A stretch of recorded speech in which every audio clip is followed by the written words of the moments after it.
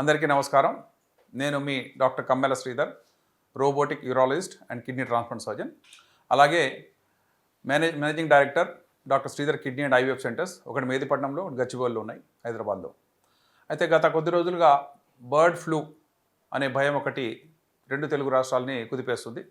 దీని మీద సమగ్ర వివరణ ఇవ్వమని చెప్పి, లేక దాని జాగ్రత్తలు చెప్పమని చెప్పి చాలామంది ప్రేక్షకులు అడగడం వల్ల ఈ వీడియో చేస్తున్నాం. బర్డ్ ఫ్లూ అనేది దాన్ని ఏవియన్ ఫ్లూ అంటారు.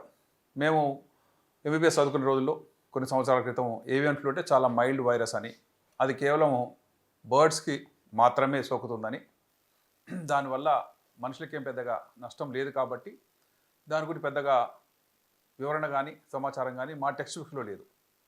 జనరల్గా మనందరికీ తెలుసు కరోనా కూడా అలాంటి ఒక మైల్డ్ వైరసే, కానీ అది మ్యుటేషన్ వల్ల ప్రపంచం వ్యాప్తంగా విస్తృతి చెంది పాండమిక్గా పరిణమించింది. అయితే ఈ బర్డ్ ఫ్లూ కూడా అలా చేస్తుందేమో అనే భయం చాలామంది వ్యక్తపరుస్తున్నారు. సోషల్ మీడియాలో ఏ చిన్న వార్త వచ్చినా సరే దాని ప్రజలను భయభ్రాంతులు చేయడానికి రకరకాల మంది తయారవుతున్నారు.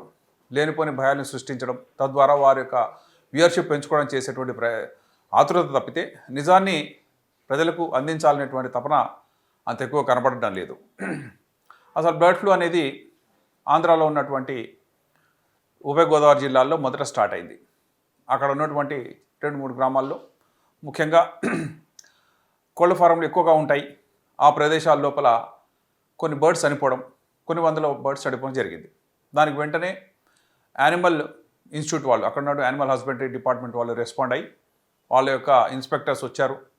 వచ్చిన తర్వాత అక్కడ ఉన్నటువంటి గ్రామాల్లో ఒక 3-4 కోళ్ళ ఫారాల చుట్టూ, ఒక 3-4 కిలోమీటర్లో ఉన్నటువంటి కోళ్ళ ఫారాల్లో ఈ బర్డ్ ఫ్లూ సోకిందని, వాటి యొక్క శాంపిల్స్ అక్కడ విజయవాడలోనే కాకుండా వారు పూణేలో ఉన్నటువంటి యానిమల్ వ్యాక్సిన్ తయారు చేయడం కానీ, లేక ల్యాబొరేటరీ టెస్టింగ్ కానీ ఉన్నటువంటి ఎపెక్స్ బాడీకి పంపడం జరిగింది. దాంట్లో బర్డ్ ఫ్లూ అనేది నిర్ధారణ అయింది. ఇది జనరల్గా వస్తూనే ఉంటుందండి, ఇది కొత్తగా ఈరోజు వచ్చింది ఏం కాదు. అయితే దానివల్ల కొన్ని కోళ్ళు చనిపోయినప్పుడు ఏం చేస్తారు అంటే, అక్కడ ఉన్నటువంటి 3-4 కిలోమీటర్స్ దాన్ని రెడ్ జోన్ అంటారు. ఆ తర్వాత నెక్స్ట్ 10 కిలోమీటర్లని సర్వేలెన్స్ జోన్ అంటారు. అంటే ఆ లోపల ఉన్నటువంటి కోళ్ళకి రిస్క్ ఉంటుంది. రెడ్ జోన్లో ఏం జరుగుతుందో చూద్దాం. ఎందుకంటే ఆ చుట్టుపక్కల ఉన్నటువంటి రెడ్ జోన్లో ఎన్ని కోళ్ళు ఉన్నా సరే, అవి నార్మల్గా హెల్తీగా ఉన్నా సరే, వాటికి రిస్క్ ఎక్కువగా ఉంది కాబట్టి, అవి చనిపోయే ప్రమాదం ఉంది కాబట్టి, వాటి వల్ల ఇతర కోళ్ళకు కూడా సోకే ప్రమాదం ఉంది కాబట్టి ఆ వాటిని కల్లింగ్ చేస్తారు. కల్లింగ్ అంటే ఏంటి? ఆ చికెన్ హెల్తీగా ఉన్నా సరే దాన్ని చంపేస్తారండి. చంపేసిన తర్వాత దాన్ని పూడ్చిపెడతారు. ఎందుకంటే ఎలా డిస్ఇన్ఫెక్ట్ చేయాలి, ఎలా వాటి బాడీని డిస్కార్డ్ చేయాలంటే భూమిలో తవ్వి వాటిలో ఈ బర్డ్స్ని పాతి పెడతారు. ఎందుకంటే వైరస్ మళ్ళీ రాకుండా ఉండడానికి. ఈ కల్లింగ్ అనేది కూడా ఎక్స్పెన్సివ్ ప్రొసీజరే. ఎందుకంటే ఒక కోడి బ్రతికుంటే దాని కిలో ఎంత 200-300 కిలో ఉంటుంది. దాన్ని చంపేయాలంటే కూడా, ఒకటి చంపడానికి పూడ్చిపెట్టడానికి కలిపి ఒక కోడికి 400 రూపాయలు ఛార్జ్ చేస్తారు. అక్కడ ఉన్నటువంటి రైతులు వాపోయింది ఏంటంటే, మాకు 15,000 కోళ్ళు ఉన్నాయి, కొన్ని మాత్రమే చనిపోయినాయి, ఆల్మోస్ట్ 14,500 బతికే ఉన్నాయి, కానీ వాటన్నిటిని కూడా చంపేయమని చెప్తున్నారు. అది చేయబోతే మాకు 60 లక్షల ఖర్చు వస్తుంది. అంటే ఏంటి, 15,000 కోళ్ళని మేము పెంచుకుంటే మాకు వచ్చే లాభం ఎంతో తెలియదు, కానీ వాటిని చంపేయడానికి, అలా కల్లింగ్ చేయడానికి వచ్చే ఖర్చు చాలా ఎక్కువగా ఉంది. మరి దీని పరిస్థితి ఏంటి, మాకు సహాయం ఎవరు చేస్తారని చెప్పి. అంతేకాకుండా ఆ ప్రదేశంలో ఉన్నటువంటి ఇంకా 2-3 కోళ్ళ ఫారాలకు అసలు ఎట్టి పరిస్థితుల్లో ఇది సోకలేదు, అన్నీ బాగానే ఉన్నాయి, అయినా సరే రెడ్ జోన్లో ఉన్నాయి కాబట్టి చంపేమని అంటున్నారు. శాస్త్రీయంగా ఇది సబబేనా అంటే తప్పకుండా సబబే అండి. ఎందుకంటే ఉన్న కొద్దీ ఆ బర్డ్స్ చనిపోతుంటాయి. ఈరోజు కాకపోతే ఇంకో 2 రోజులకు వాటికి వ్యాధి లక్షణాలు కనబడతాయి. వాటి వల్ల ఇతర బర్డ్స్కి ప్రమాదమే. అది దురదృష్టమో యాదృచ్ఛికమో తెలియదు, కానీ రెడ్ జోన్లో ఉన్నటువంటిది అంటే ఆ చుట్టుపక్కల 1 కిలోమీటర్లో ఉన్నటువంటి అన్ని కోళ్ళ ఫారాల్లో ఉన్న కోళ్ళను కూడా ఏవైతే నిర్ధారణ అయిందో, బర్డ్ ఫ్లూ ఉందని నిర్ధారణ అయిందో, తప్పకుండా వాటిని కల్లింగ్ చేయాలి. కల్లింగ్ అంటే చనిపోయడము, ఖననం చేయటం, ఈ 2 చేయాలని చెప్పారు. దానికి వచ్చినటువంటి ఎంప్లాయీస్ కానీ, లేక సైంటిస్టులు కానీ, ల్యాబ్ టెక్నీషియన్లు కానీ, వాళ్ళు టోటల్గా పీపీ కిట్స్ వేసుకొని, ల్యాబ్ టెస్టింగ్ కిట్స్ తీసుకొని ఆ ఊళ్ళో తిరిగారు. అక్కడ మొత్తంగా వాళ్ళు డీడీటీని కానీ, కొన్ని ఇన్సెక్టిసైడ్స్ కానీ వాటిని చల్లారు. వారు తీసుకోవాల్సినటువంటి అన్ని జాగ్రత్తలు కూడా తీసుకున్నారు. వాళ్ళు జోన్ని డిమార్కెట్ చేశారు, ఇది రెడ్ జోన్ అని. ఆ తర్వాత నెక్స్ట్ వచ్చే 10 కిలోమీటర్స్ పరిధిలో ఉన్నది సర్వేలెన్స్ జోన్. అంటే అందులో ఉన్నటువంటి కోళ్ళని గమనిస్తారు, జబ్బు వచ్చిన వాటిని సెపరేట్ చేస్తారు తప్పితే వాటన్నింటిని చంపాల్సిన అక్కర్లేదు. మనకు వచ్చినటువంటి ఇబ్బంది ఏంటి అది చూద్దాం. చికెన్ అనేది కమర్షియల్గా పెంచి దాన్ని ప్రజలు తినడానికే తయారు చేస్తున్నటువంటి కోళ్ళ ఫారంలు అవి. మరి వాటి తినేవాడు లేకపోతే, తినేవాడు భయపడిపోతే మరి మా ఇండస్ట్రీ ఏమవ్వాలి అని పౌల్ట్రీ ఫార్మర్స్ యొక్క అసోసియేషన్ కూడా గొగ్గలు పెడుతూనే ఉంది. కోడిని తింటే ప్రమాదమా, బర్డ్ ఫ్లూ సోకింది అనుకుందాం, దాన్ని తింటే ప్రమాదమా మనకు తెలియదు. అది హెల్తీగానే కనబడుతుంది, కానీ దానికి బర్డ్ ఫ్లూ వచ్చిందేమో, ఇంక్యుబేషన్ పీరియడ్లో ఉందేమో. ఎందుకంటే దానికి సోకిన తర్వాత కొద్ది రోజులు పడుతుంది, 4-5 రోజుల తర్వాత దానికి మెల్లగా జబ్బు, జ్వరము, అది డల్ అయిపోవటము, అన్నం తినకపోవటము, వేలాడిపోవటము, తర్వాత రాలిపోవటం. ఈ ప్రొసీజర్ మధ్యలో మనం తింటే ఏమవుతుంది, ఇది ప్రశ్న. ఎందుకంటే ఆంధ్రాలో ఎక్కడ గోదావరి జిల్లాలో జరిగినటువంటి ఆ బర్డ్ ఫ్లూ యొక్క ఇన్సిడెంట్స్ని సడన్గా తెలంగాణలోను ఇతర రాష్ట్రాల్లో కూడా భయభ్రాంతులై చికెన్ కొనడం మానేశారు, ఎగ్స్ తినడం మానేశారు. మరి ఇందులో ఎంతవరకు వాస్తవం ఉంది చూద్దాం. జనరల్గా చికెన్ వండాలంటే మనందరం కూడా దాన్ని ఉడకబెట్టుకుంటాం, లేదా దాన్ని ఫ్రై చేస్తారు. చేసినప్పుడు టెంపరేచర్ ఎంత దాటుతుంది అనేది చాలా ఇంపార్టెంట్. మనం ఏ కూర వండినా అది కొత్త ఉడికినప్పుడు 100 డిగ్రీ సెంటీగ్రేడ్ దాటినట్టే. మనం మామూలుగా బెండకాయ కూర చేసుకున్నా, దొండకాయ కూర చేసుకున్నా సరే అన్నీ ఆ టెంపరేచర్ దాటే చేస్తున్నాం. చికెన్కి మరింత ఎక్కువగా ఉడకబెడతాం, ఎక్కువగా వాటిని టెంపరేచర్ వరకు వాటిని ఉంచడం జరుగుతుంది. ఇందువల్ల 100 డిగ్రీస్ దాటితే నిజంగా చికెన్ కనుక బర్డ్ ఫ్లూతో ఇన్ఫెక్ట్ అయినా సరే ఆ వైరస్ అంతా కూడా చనిపోతుంది. అది సింపుల్ లాజిక్. ఎందుకంటే చికెన్లో ఉన్నటువంటి bird flu virus 70 degree centigrade దాటితే చనిపోతుంది. మనం అంతకు మించినటువంటి టెంపరేచర్లో దాన్ని ఉడకబెట్టుకుంటున్నాం, దాన్ని ఫ్రై చేసుకుంటున్నాం, దాన్ని బాయిల్ చేసుకుంటున్నాం. ఎగ్స్ని కూడా ఎలా తినాలి అని అంటే బాయిల్డ్ ఎగ్ తినొచ్చండి. ఎందుకంటే బాయిల్డ్ ఎగ్ 100 డిగ్రీ సెంటీగ్రేడ్ తర్వాతనే సాలిడ్ అవుతుంది. హాఫ్ బాయిల్డ్ తినొద్దని చెప్తున్నారు, ఆమ్లెట్ కూడా వద్దని చెప్తున్నారు. బాయిల్డ్ ఎగ్ తినొచ్చు, బాగా ఉడకబెట్టినటువంటి చికెన్ తినొచ్చు, చికెన్ ఫ్రై తినొచ్చు. చికెన్కి ఏ రకంగా చేసుకున్నా సరే మనిషికి సోకే అపాయం లేదు. ఎందుకంటే ఇంకో ముఖ్యమైన విషయం చూద్దాం. ఎవరైనా సరే తెలియక అంత ఎక్కువగా ఉడకని చికెన్ తినేశారు, అది బర్డ్ ఫ్లూతో ఇన్ఫెక్ట్ అయినటువంటి బర్డ్ అనుకుందాం. దాని ద్వారా మనిషికి సోకేటువంటి రిస్క్ మినిమల్, అంటే ఉండదు. కాబట్టి చికెన్లో వైరస్ ఉంటే అది మనుషులకు వస్తుందని, మనుషులకు కూడా ఫ్లూ వచ్చేస్తుందని, దాని ద్వారా మనుషులు చనిపోతారనే విషయము లేనే లేదు. దాని యొక్క న్యాచురల్ హిస్టరీలో లేదు. మనుషులకు సోకి దానివల్ల చనిపోయిన వాళ్ళు కూడా లేరు. ఇదంతా అపోహ మాత్రమే. అంటే బర్డ్ ఫ్లూ వస్తే మనుషులకు కూడా అలాంటి ఫ్లూ వస్తుందని, అందువల్ల చికెన్ తినకూడదని, అసలు ఎగ్స్ ముట్టుకోరాదని, కనీసం 10-12 రోజులు ఆగాలని ఇది చెప్పినటువంటిది కూడా కేవలం కల్లా. అయితే ఆంధ్రాలో వచ్చినటువంటి ఈ బర్డ్ ఫ్లూని తెలంగాణకు వస్తున్న ఉద్దేశంలో ఈ రెండింటి మధ్యలో 20 చెక్ పోస్టులు పెట్టారు.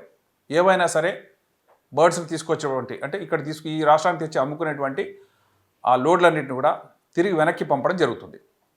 ఎందుకంటే ఈ బర్డ్ ఫ్లూ కొంతవరకు అరికట్టేంత ఆంధ్రాలో ఉన్నటువంటి ఈ ఫ్లూ అనేది తెలంగాణకు సోకకుండా ఉండాలని, తెలంగాణలో ఉన్నటువంటి కోళ్ళకు సోకకుండా ఉండాలి, మనుషులకు కాదండి. సో ఆ కోళ్ళను కానీ తెచ్చి ఇక్కడ అమ్మారనుకోండి, ఇక్కడున్న కోళ్ళకు వస్తుందేమో, ఇక్కడ కోళ్ళు చనిపోతాయేమో, దానివల్ల లక్షలాది కోట్లాది రూపాయలు నష్టం వచ్చే అవకాశం ఉంటుంది. ఎందుకంటే పౌల్ట్రీ అనేది పెద్ద బిజినెస్ అండి. అలా కాకుండా ఉండడానికి చెక్ పోస్టులు పెట్టి ఎవరైనా సరే గుడ్లు కానీ అక్కడి నుంచి వచ్చేటువంటి చికెన్ కానీ ఇటు ట్రాన్స్పోర్ట్ కాకుండా చూస్తున్నారు.